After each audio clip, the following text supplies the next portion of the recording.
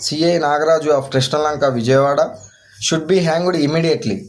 On May 9, 23 years old Gade Sai Krishna from Krishnalanka was taken to the police station when CI Nagaraju and constables subjected him to the brutal torture, including the barbaric act of tearing out his 2 nails.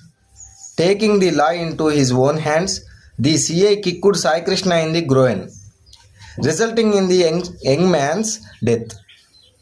The rogue CI that had the body cremated at a burial ground.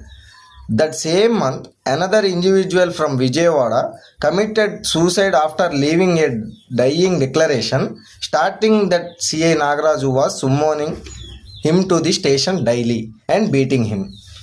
I have just one question from the rogue CI Nagaraju. Do you not have a wife and children? How could you bring yourself to brutally murder Sai Krishna, a young man of the same age as your own son? If there were 23 cases against Sai Krishna, the law exists to handle them and would have taken its course. Who are you to take in law into your own hands? By that logic, there are over 90 cases against Chintamaneni Prabhakar, an MLA from the ruling party TDP.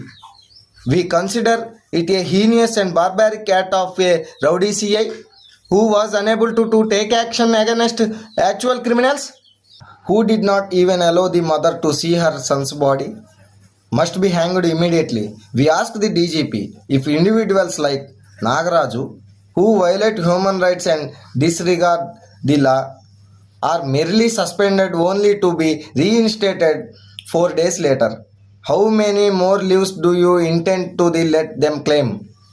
We earnestly appeal to Andhra Pradesh DGP Harish Kumar Gupta and the courts to consider the consequences of retaining such rowdy elements in the department.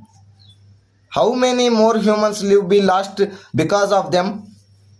A similar incident recently occurred in Tamil Nadu, where the court delivered a sensational verdict, sentencing 9 policemen involved in a custodial death to the gallows.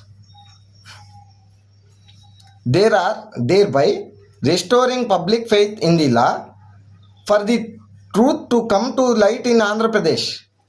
A CBI inquiry must be ordered. We argue the Andhra Pradesh courts to deliver a landmark verdict that instills confidence in the public and reaffirms that human rights are still alive